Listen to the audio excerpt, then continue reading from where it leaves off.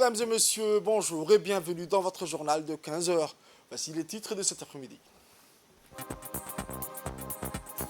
Le président de la République, Al-Hajj Ismaël Omar Guelleh, a procédé au lancement du Salon du Livre ce matin. Autre actualité nationale, réunion mi-parcours vers un renforcement de la coopération multidimensionnelle.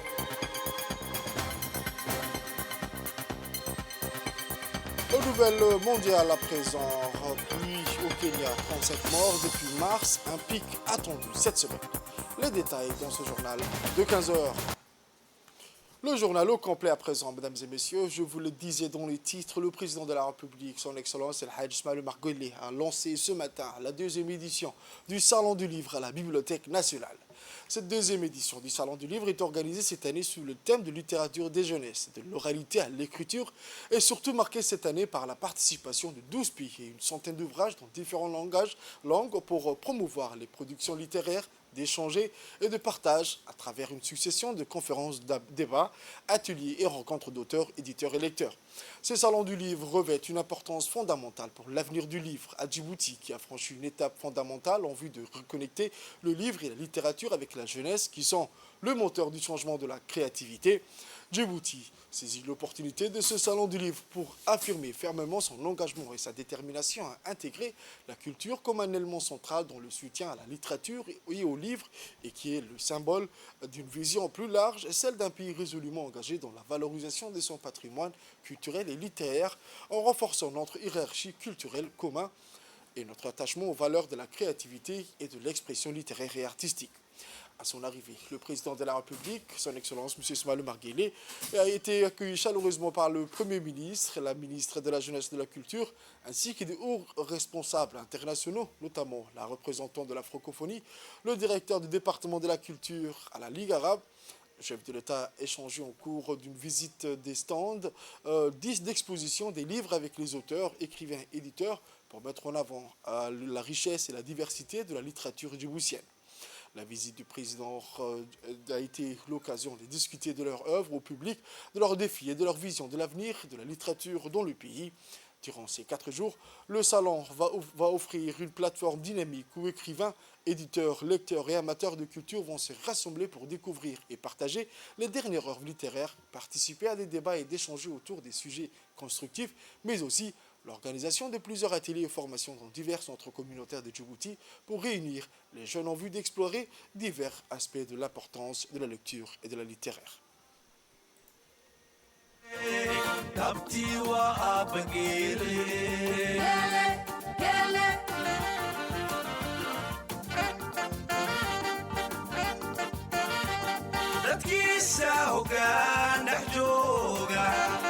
wayilka dhagaysanaya dhalinta waraysanaya udhaga nugul hooyada dhabtii waa aabbageele udhaga nugul hooyada dhabtii waa aabbageele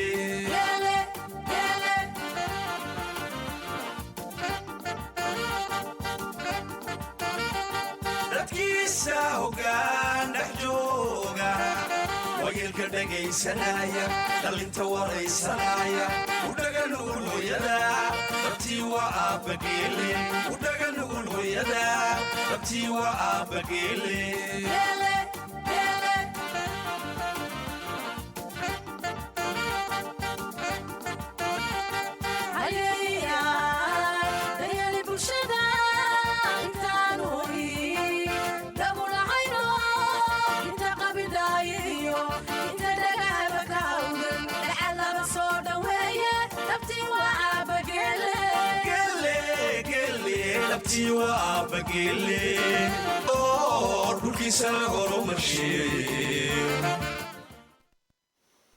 Le président de la République, son Excellence Al-Hajj Ismaël Omar Guelleh, s'est rendu ainsi dans plusieurs stands dédiés aux différents ouvrages des écrivains locaux et internationaux. Le président a visité chaque stand pour rencontrer les écrivains, auteurs et éditeurs pour découvrir leurs dernières publications et ouvrages. La visite du chef de l'État symbolise l'engagement du président pour la promotion de la littérature, de la culture et du livre, en mettant en avant les réalisations des écrivains et des maisons d'édition. Le président a également eu l'occasion d'exprimer son soutien et son encouragement à ceux qui contribuent à enrichir le paysage littéraire national. Les différents stands d'exposition ont également permis de mettre en avant l'importance de la lecture et de l'éducation dans la construction d'une société éclairée et progressiste, mais aussi le renforcement du développement social et intellectuel. La visite du chef de l'État aux différents stands d'exposition au Salon du Livre a permis de valoriser le travail des écrivains et des éditeurs, tout en soulignant l'importance de la lecture et de l'éducation dans la construction d'un avenir meilleur pour les jeunes. Il est important de souligner que cet événement renforce le rôle essentiel de l'écrivain, éditeur, lecteur, qui constitue un cercle important qui contribue à l'avancement de la société et à son amélioration pour réaliser un progrès et au perfectionnement et l'épanouissement des individus. Cette exposition des livres et ouvrages de notre pays contribue à un levier pour la communauté pour tirer profit du flux incessant de savoir et d'idées et d'avoir un esprit critique, la maîtrise des valeurs du groupe auquel on appartient et connecter les enfants à l'apprentissage de leur culture dès le plus jeune âge. Le chef de l'État n'a pas manqué de louer le rôle des écrivains et des intellectuels pour le développement de la population et du pays et la promotion de la littérature.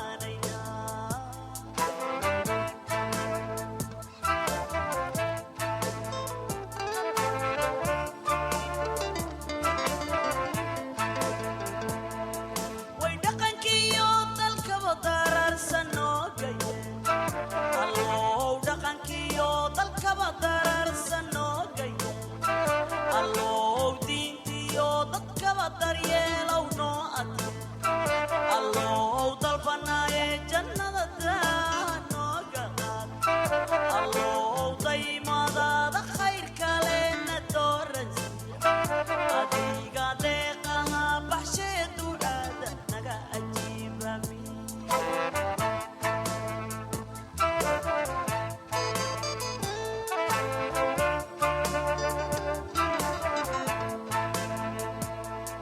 way dhaqankiiyo dalkaba dararsan noogayeen allow dhaqankiiyo dalkaba dararsan noogayeen allow diintiyo dadkaba daryeelow noo adke allow dalbanaaye jannada daa nooga qaad allow daymadaada khayrka leena dooransiiya adiga deeqaha baxshee ducaada naga ajiibami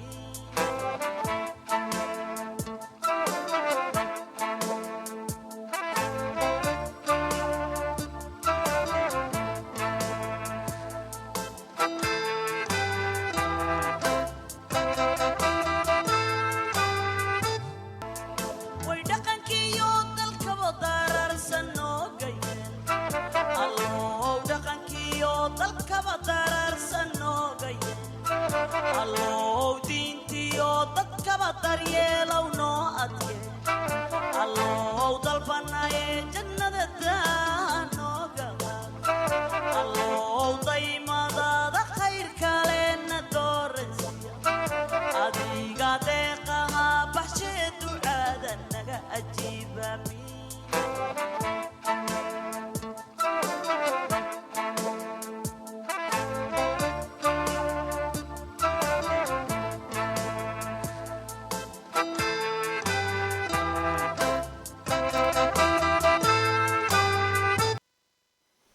On écoute à présent la représentante internationale de la francophonie. Voici ses impressions.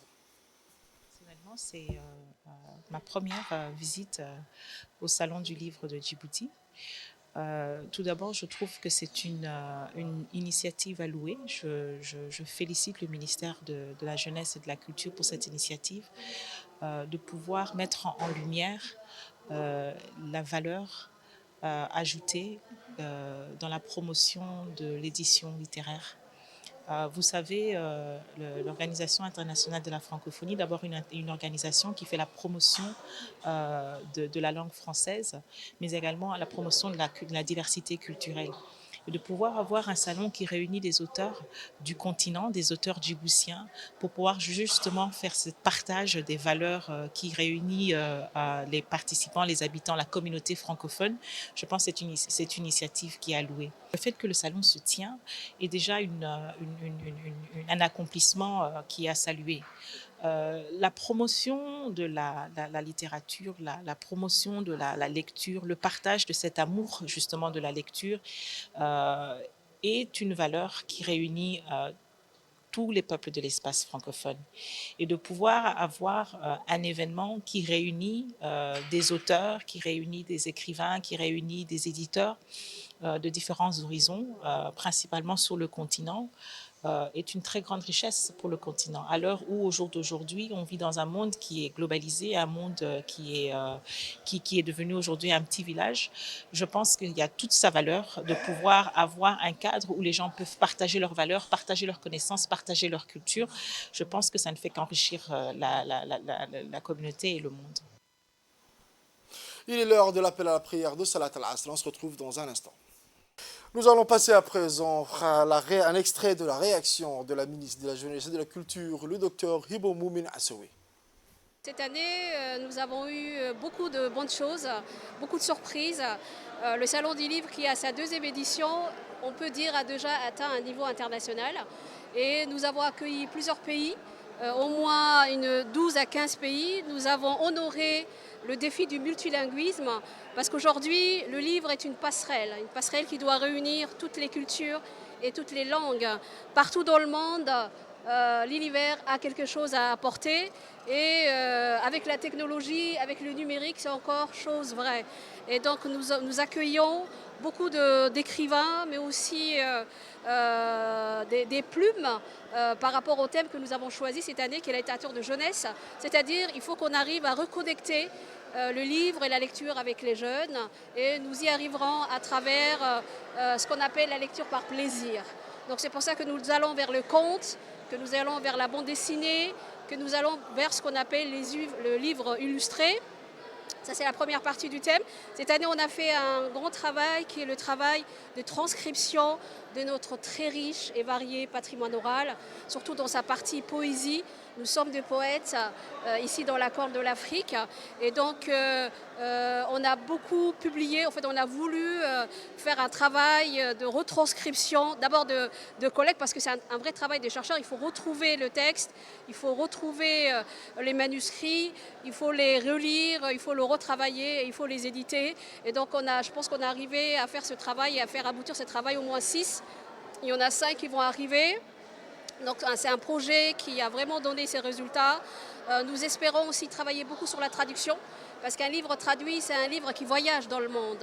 Donc traduire nos livres qui sont écrits en français, en somali, en afar, en arabe, en anglais, ça permettra une meilleure intégration dans le monde qui nous entoure, et vice-versa.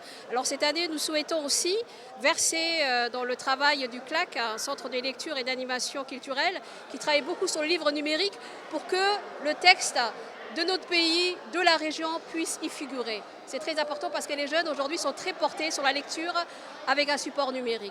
Donc c'est un travail de longue haleine que nous menons avec le soutien et l'appui du président de la République, qui est le premier ami de la culture, il faut le dire, qui est le plus grand mécène. Et c'est exécuter sa vision est une véritable aventure et un plaisir, et travailler avec la communauté des intellectuels, des écrivains est une très bonne chose. Je vous assure, Djibouti et la région est très très très riche, et je pense que très rapidement notre salon va atteindre les niveaux que nous lui souhaitons, avec beaucoup plus de partage avec le monde. Et ensuite, le président de la République, son Excellence El Hadj Ismaël Omar Guelleh, a indiqué dans une réaction devant nos micros que ce salon du livre revêt une importance fondamentale pour l'avenir du livre à Djibouti, qui a franchi déjà une étape fondamentale en vue de récolter le livre et la littérature avec la jeunesse, qui sont le moteur du changement et de la créativité de notre pays. anagu halgan dheer baan ku jiray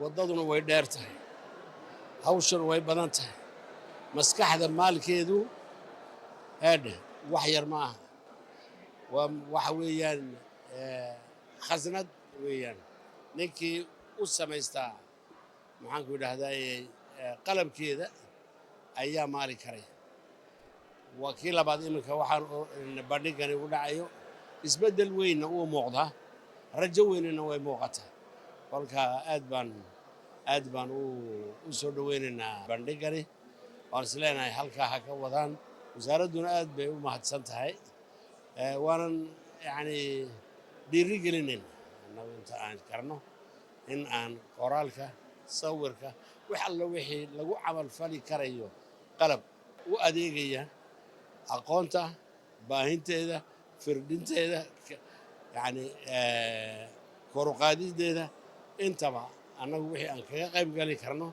diyaar baanu nahay. Et donc, mesdames et messieurs, nous avons ici dans nos studios de ce journal direct du 15h, M. Mohamed Hussein de Ali, directeur général de l'ANPS, auprès du ministère de la Jeunesse et de la Culture. Merci Mohamed Hussein, merci d'avoir accepté notre invitation dans nos studios. Et donc, le salon du livre a été honoré aujourd'hui avec la présence du chef de l'État, El Hadj Ismaël Omar Guelleh. Il a honoré de sa présence cette deuxième édition du salon du livre, lancé par le ministère, le MJC. Donc, ce salon va durer 4 jours, comme vous avez indiqué. Le salon va offrir une plateforme dynamique où écrivains, éditeurs, lecteurs et amateurs de culture vont se rassembler pour découvrir et partager les œuvres. Même, vous avez indiqué qu'il y aura des débats et des échanges autour des sujets constructifs. Donc, quels sont les tenants et aboutissants de ce projet, de ce salon du livre qui a été initié? Merci beaucoup pour l'invitation et l'opportunité qui nous est donnée de parler de cette deuxième édition du Salon du livre de Djibouti, qui est un événement culturel international, plus exactement une manifestation se rapportant au domaine du livre et de l'écriture, organisée pour sa deuxième fois, comme avait dit son Excellence le Président de la République et la ministre de la Culture, qui rentre dans une phase de croisière. Donc, les tenants de cet événement incluent la promotion du livre et de l'édition dans toutes ses dimensions, la valorisation de la publication, l'enrichissement du produit culturel et littéraire, la création d'un cadre d'échange entre tous les éléments ou acteurs de la chaîne du livre. Voilà, donc, et les aboutissants visent à renforcer l'image du salon dans l'esprit des Djiboutiens, à attirer davantage de visiteurs chaque année. L'année dernière, on avait eu à peu près aux alentours de, disons, plus de peut-être 500 par jour. Là, nous pensons avoir plus de 5 à 10 000 visiteurs pour cette année. Donc, voilà, ça contribue au rayonnement également culturel de Djibouti à l'échelle régionale et internationale. Et donc, comme nous le savons, c'est la deuxième édition. La première édition a été déjà initiée l'année dernière, toujours avec la présence du président de la République. Et donc, quelles sont les nouveautés pour cette année par rapport à l'année précédente? Comme nous avons un peu écouté à la fois la ministre d'abord et puis après conclu sur un esprit assez positif et très encourageant par le président de la République. Les nouveautés, il y a au niveau édition, il y a une nouvelle maison d'édition par rapport aux deux qui ont été félicités l'année dernière par le président de la République. Cette année, il y a une nouvelle maison d'édition, un éditeur nouveau de plus, djiboutien.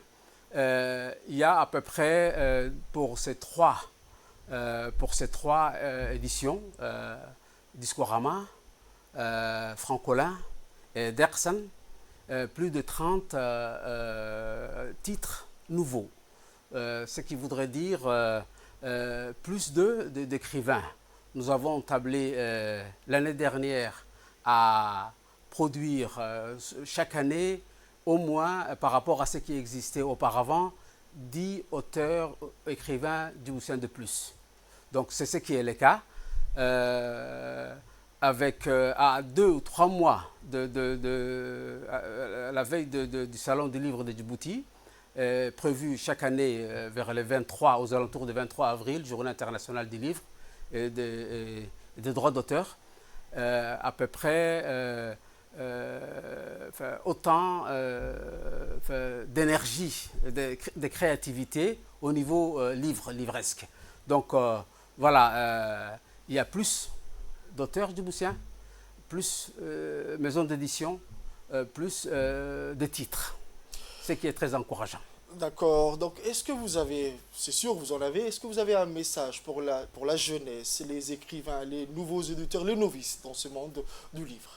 Voilà, il y a un message que nous voudrions un peu partager avec les visiteurs, les futurs visiteurs et spectateurs et voilà, ceux qui nous suivent ici, de venir visiter le Salon du livre de Djibouti qui va prendre fin dimanche 28 avril.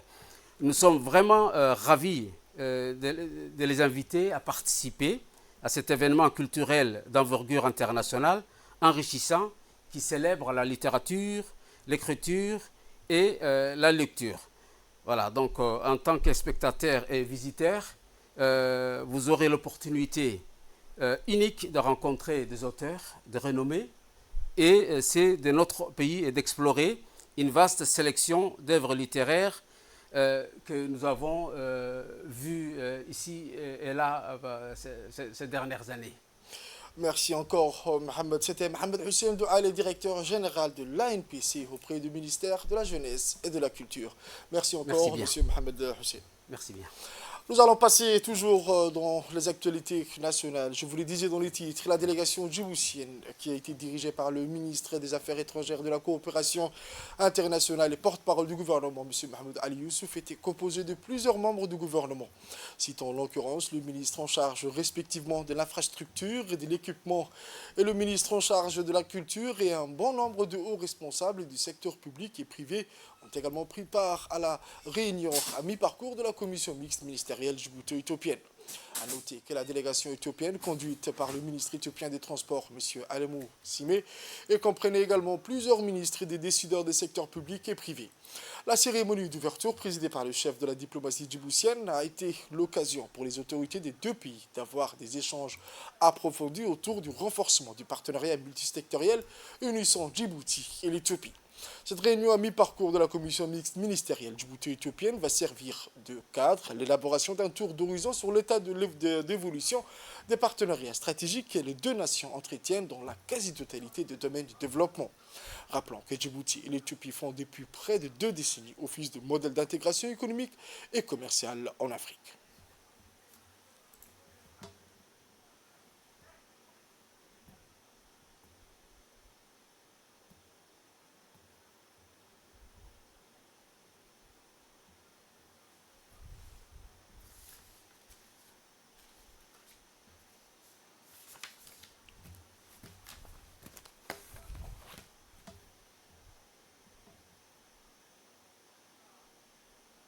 On écoute à présent le ministre des Transports djiboutien qui a rappelé que cette rencontre est importante à bien des égards car elle offre l'opportunité d'évaluer les progrès accomplis depuis la dernière session.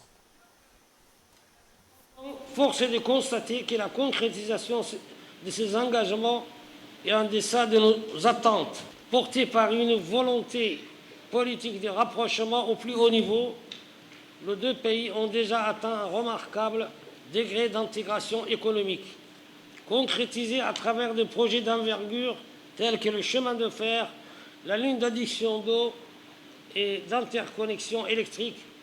C'est dans cette dynamique que nous discutons au cours de 2 prochains jours, pour permettre de concrétiser les décisions prises au niveau ministériel lors de la dernière commission mixte. En tant que voisins et partenaires stratégiques, Djibouti et l'Éthiopie partagent une histoire commune riche et des intérêts mutuels profondément ancrés. Il est impératif que nous consolidons cette relation privilégiée en transcendant les discours et en nous engageant résolument dans la réalisation de projets concrets qui répondent aux besoins et aux aspirations de nos peuples. Afin de trouver des solutions pragmatiques, nos échanges doivent être empreints de transparence, de franchise et d'un esprit d'ouverture. Je suis convaincu que cette revue de mi-parcours sera l'occasion de redynamiser notre coopération multisectorielle et que nos délibérations permettront de dresser un plan d'action qui contribuera à la réalisation de nos objectifs dans les prochains mois. Le ministre des Affaires étrangères djiboutien a indiqué pour sa part que le développement des relations économiques et commerciales entre les deux pays plonge ses racines dans la profondeur des âges et ne cesse de s'approfondir au fil des années. Yves François a-t-il indiqué que les échanges et la coopération se sont développés sur tous les plans et ont donné des fruits. Une importante opération de recherche et sauvetage en mer a été menée par les équipes de poste de surveillance du littoral maritime du Korangar de la garde-côte djiboutienne dans la nuit du 22 au 23 avril 2024 au large de Godoria à la suite du naufrage d'une embarcation du type Galba qui transportait des migrants clandestins vers le Yémen. L'intervention des équipes sur place a été immédiate et a été renforcée par les moyens humains et matériels du département de recherche et sauvetage de la garde-côte djiboutienne. Le bilan de ce drame s'établit à 21 morts, dont 5 femmes, 15 hommes et un enfant, 33 rescapés et 25 disparus. Cette nouvelle tragédie fait suite au naufrage du 8 avril 2024 qui avait coûté la vie à 33 migrants. L'Organisation internationale pour les migrations a pris en charge les migrants rescapés afin de leur fournir une assistance humanitaire et psychologique cruciale dans ces moments difficiles. Les recherches visent à retrouver les personnes portées disparues sont toujours en cours et sont menées par les équipes de plongeurs du département des recherches et sauvetage de la Garde-Côte. Une enquête minutieuse sur les circonstances de ce naufrage a été confiée à la brigade des recherches, des investigations et des affaires judiciaires de la Garde-Côte djiboutienne.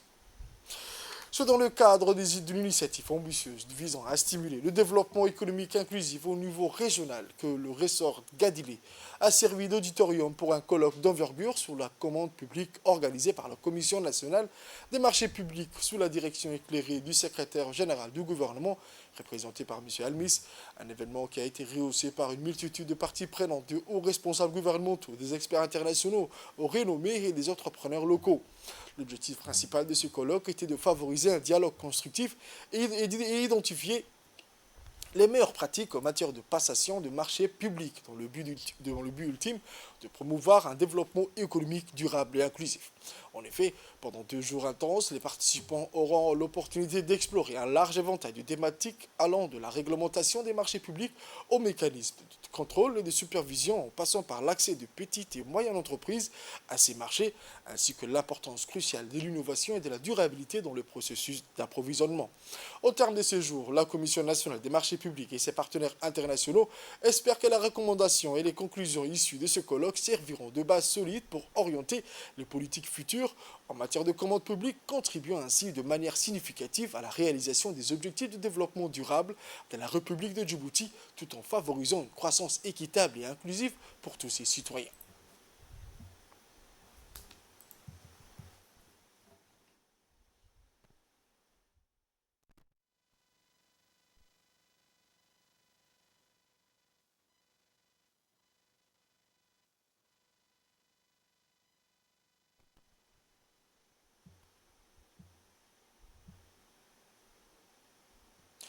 On écoute à présent les interventions respectives du président du conseil régional et du préfet. Je voudrais remercier en premier lieu le secrétaire général du gouvernement qui a eu cette initiative de délocaliser surtout la commission des marchés publics à Tadjoura. Cette commission des marchés publics pour laquelle les régions sont obligés de se déplacer chaque fois à Djibouti et capitale. Et nous voudrions, monsieur le secrétaire général, que ceci perdure et continue et que dorénavant, aucune commission des marchés des régions, de toutes les régions, soit tenue à Djibouti. Et ce colloque de public outil du développement, le développement, vraiment, c'est un mot cher pour les présidents des régions, parce qu'ils sont au cœur du développement dans leur région. Et c'est une bonne initiative et que je resalue encore. Et c'est aussi la déconcentration des services que tous les ministères sectoriels doivent, s'il vous plaît, doivent aussi faire ce geste vers les régions. Et je peux vous dire qu'hier soir, j'ai cru entendre aussi que même les petits marchands n'avaient plus de gambo. Le gambo, ce qu'on appelle, c'est la galette locale qu'on utilise nous ici. Et tellement qu'il y avait du monde. Et les restaurants et tout ça a été dévalisé. Et c'est aussi un apport pour la région. La Commission nationale de marché public, consciente de cette responsabilité, s'est engagée dans un vaste programme de réformes visant à moderniser nos pratiques en matière de marché public. Ces réformes s'inscrivent dans un cadre plus large de réforme des finances publiques et visent à améliorer l'efficacité, l'allocation des ressources et la transparence de nos processus. La dématérialisation des procédures de passation des marchés publics est au cœur de cette transformation. En simplifiant le démarche administratif et en renforçant la transparence, elle contribue à une meilleure gestion des ressources publiques, à une plus grande équité dans l'accès au marché. Mais la modernisation de nos pratiques ne s'arrête pas là. Nous devons également nous attacher à garantir la protection sociale, l'intégration des personnes à besoins spéciaux et la lutte contre la corruption dans la commande publique. Ces enjeux sont au cœur de notre démarche et seront au centre des discussions de ces collègues, de ces colloques. Avant de passer aux interventions respectives du secrétaire général de la primature et du secrétaire général du gouvernement, nous allons écouter un extrait de l'intervention de la représentante du PNUD. Nous le savons tous, la commande publique représente bien plus qu'une simple allocation de ressources. C'est un levier puissant pour stimuler la croissance, créer des emplois, promouvoir l'innovation. Et en tant que principal acheteur sur le marché, le secteur public a le pouvoir d'influencer à la fois positivement, mais également négativement, la dynamique économique d'un pays. Donc au-delà des retombées économiques de la commande publique et au-delà de ce que cela peut jouer dans le domaine du développement, donc du rôle crucial pour la promotion à la fois du bien-être social et de l'économie des populations, la commande publique, en garantissant donc un accès équitable au marché, favorise donc l'émergence d'entreprises locales, la création d'emplois durables, l'amélioration des conditions de vie de tous les citoyens de Djibouti, et je pense que c'est ce que nous cherchons tous. De plus, quand nous intégrons donc les critères sociaux dans les appels d'offres, notamment la création des jeunes, la question de l'emploi des jeunes, la question des personnes vivant avec un handicap, des femmes, etc., nous contribuons à réduire les inégalités et à renforcer donc l'inclusion et la cohésion sociale. On écoute le secrétaire général de la primature. L'organisation de ce colloque, dans cet environnement fantastique si bien élaboré de Gadile Resort Hotel, donne sens à la politique de décentralisation à laquelle notre chef de l'État, son Excellence M. Ismaël Omar Guelleh, accorde une importance particulière. Pour la primature qui assure l'harmonisation et la coordination de l'action gouvernementale, ce colloque s'inscrit assurément dans la lignée des grandes réformes entreprises par le gouvernement. Il s'agit de doter notre pays d'un cadre juridique et institutionnel conforme aux exigences et aux principes devant guider la commande publique. L'objectif est la rationalisation effective des dépenses publiques, en plus d'une grande participation de nos PME dans la commande publique pour consolider notre tissu socio-économique. Dès lors, le secteur public, administration centrale bien sûr et établissements, entreprises publiques, jouant un rôle prépondérant dans notre économie, il est primordial que le secteur privé national puisse jouer pleinement son rôle de partenaire dans la commande publique.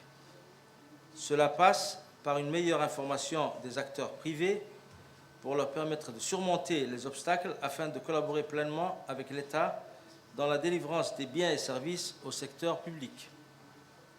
Le renforcement de la transparence dans l'exécution des marchés publics et la garantie d'équité et d'intégrité qui sont des remparts contre la corruption et contribuent à la rationalisation des dépenses. Aussi, ce colloque est de nature à rapprocher les parties prenantes et contribue à bon escient à l'effort primordial de vulgarisation et de promotion des règles régissant les marchés publics. Il va sans dire que sa dimension régionale sera une occasion de partager nos avancées et notre expérience en la matière avec les délégations des pays amis qui sont avec nous aujourd'hui. Dans une conjoncture budgétaire contrainte, il est crucial de rationaliser les dépenses publiques à travers notamment la modernisation de la commande publique. Monsieur le secrétaire général du gouvernement, distingués invités et participants, ce colloque arrive à point nommé et fera date dans la mesure où il constitue une opportunité d'aller plus loin dans la réforme des marchés publics en engrangeant les apports des nouvelles technologies de l'information avec entre autres l'intelligence artificielle et la dématérialisation de la procédure de passation des marchés. On écoute à présent un extrait de l'intervention de M. Almis, secrétaire général auprès du gouvernement. Mesdames et messieurs, la commande publique, de par son ampleur et compte tenu de son impact, elle joue un rôle important dans nos politiques de développement. Elle joue un rôle important sur notre économie. Elle joue un rôle important dans la promotion de l'innovation. Elle joue un rôle important dans la justice sociale. Elle renferme d'immenses possibilités pour stimuler notre croissance pour encourager l'innovation et pour favoriser l'inclusion sociale. À travers les panels du colloque que nous ouvrons aujourd'hui, nous aborderons en profondeur chacune des facettes de la commande publique. Vous sera présenté donc le rapport 2023 de la commission qui désormais s'inscrit dans le paysage, ainsi qu'une évaluation indépendante des travaux de la commission qui sera réalisée à travers l'audit des performances que nous avons demandé. Nous discuterons également des sujets parfois délicats, tels que la corruption, et en collaboration avec le secteur privé et la société civile, nous trouverons ensemble des mécanismes pour la réduire et pour renforcer l'efficacité et l'équité dans la commande publique. Par une approche collaborative, nous explorerons les meilleures pratiques internationales en matière de transparence et d'intégrité pour établir des normes plus élevées dans la gestion et dans l'attribution de nos appels d'offres. Seront également évoquées l'innovation dans la commande publique qui constitue là aussi un autre chantier.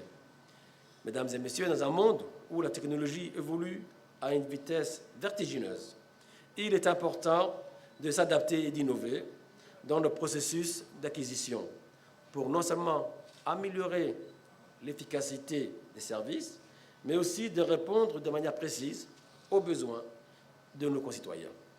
Un premier pas a été réalisé avec la création de notre portail en mai 2023 et vous pouvez désormais bénéficier d'une information qui est claire, qui est précise, avec des statistiques qui sont élaborées de manière mensuelle. Mais là aussi, si beaucoup a été fait, énormément reste à faire. Un autre panel sera consacré aux personnes à besoins spéciaux. Et autant il m'a été posé la question de pourquoi ce colloque à Tadjoura. Bon, là, je crois que vous avez répondu par votre participation. Autant m'a été posé la question du lien entre les personnes à besoins spéciaux et la commande publique. Mesdames et messieurs, il est de notre devoir de nous assurer que la commande publique serve de levier pour une véritable inclusion, afin de permettre à tous les membres de notre société de bénéficier des fruits du développement, sans aucune discrimination.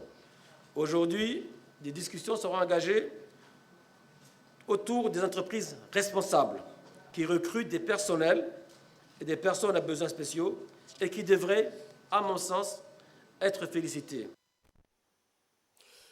À Djibouti, à présent, dans la capitale, l'hôtel Kempinski Palace qui a abrité hier le lancement de l'atelier de validation de la stratégie nationale de santé communautaire qui a réuni l'ensemble des partenaires techniques et les responsables. À noter également la participation des parlementaires et des vice-présidents de plusieurs régions qui ont pris ces assises importantes. La cérémonie de lancement s'est déroulée sous la férule du secrétaire général de la santé, M. Mohamed Ali Mohamed, et du représentant adjoint de l'UNICEF, M. Franck, en présence de la directrice générale des soins de santé, Mme Zahra, et du directeur de la promotion de la santé, M. Abdullahi Aye. La nouvelle stratégie de santé communautaire en discussion fait partie du continuum de la réforme engagée du système de santé djiboutien qui complète les efforts du département de la santé pour l'amélioration de l'effort des soins au niveau de toutes les structures sanitaires du pays. L'objectif de cette stratégie vise à placer les questions de la santé au cœur de nos communautés en leur octroyant un rôle de premier plan dans l'architecture fonctionnelle et décisionnelle de notre système national de santé. Étalé sur une période de 5 ans, ce nouveau plan de renforcement de la santé communautaire contribue à garantir un accès équitable aux soins de santé de base et à des prestations curatives et préventives de qualité jusqu'aux régions les plus reculées du pays.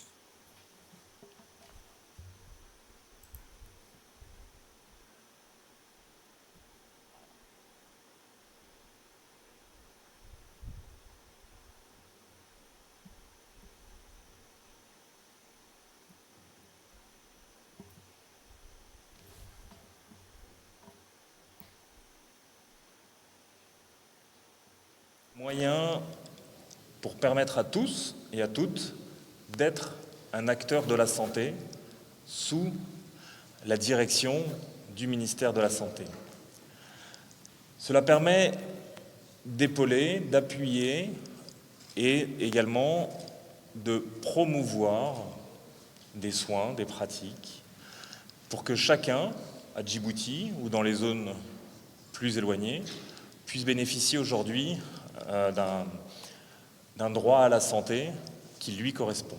On a besoin aujourd'hui d'entendre les voix de tous et de toutes et de tous, pour pouvoir dessiner une stratégie qui soit la plus cohérente possible par rapport aux opportunités et aux défis qui sont à Djibouti. Le secrétaire général de la Santé, M. Mohamed Ali Mohamed, a rappelé dans son intervention que cette stratégie qui permettra l'ancrage définitif des bonnes pratiques en santé communautaire dans le pays. Le gouvernement de la République de Djibouti s'est engagé, voilà déjà plusieurs années, à apporter une réponse adéquate aux défis sanitaires qui retardent l'atteinte d'une santé optimale pour la population. Pour faire face à ce nouveau défi sanitaire, le gouvernement a développé et mis en œuvre plusieurs plans de sortie, entre autres les plans nationaux de développement sanitaire qui ont permis d'obtenir des résultats significatifs en termes d'amélioration de l'offre, de l'utilisation de la qualité de services de santé promotionnels, préventifs et curatifs, y compris parmi les populations les plus défavorisées à travers le travail des équipes mobiles qui sillonnent les régions, mais aussi en organisant des caravanes médicales pour aller à la rencontre de la population. Au niveau de la disponibilité de ressources humaines, le nombre du personnel n'a pas cessé d'augmenter. En termes d'infrastructures, nous essayons d'assurer une couverture sanitaire en créant des postes de santé dans les régions reculées, mais aussi en mettant en place des hôpitaux régionaux. Nous avons l'hôpital régional de Al-Sebih qui a vu le jour, l'hôpital régional pour le nord de Tadjoura verra le jour dans les prochains mois, et tout ceci pour approcher la santé vers la population. Aux nouvelles mondiales à présent, une aide humanitaire a été parachutée au-dessus de la bande de Gaza mardi. Ce largage intervient alors qu'un nouveau complexe de tentes près de Khan Younes dans la bande de Gaza a été construit et que l'armée israélienne continue de signaler qu'elle prévoit une offensive visant la ville de Rafah. Israël a déclaré qu'il prévoyait d'évacuer les civils lors d'une offensive anticipée sur la ville méridionale où des centaines de milliers de personnes se sont réfugiées au cours de la guerre qui en est à son 7e mois. Un programme d'aide de 26 milliards de dollars a été approuvé par la Chambre des représentants des États-Unis ce week-end. Il comprend d'environ 9 milliards de dollars d'aide humanitaire pour Gaza qui est au bord de la famine ainsi que des milliards de dollars pour Israël. La guerre a été déclenchée par le raid sans précédent du 7 octobre dans le sud d'Israël. C'est tout pour ce journal de 15h, mesdames et messieurs. Merci à vous de l'avoir suivi et restez avec nous pour la suite du programme sur Télé Djibouti.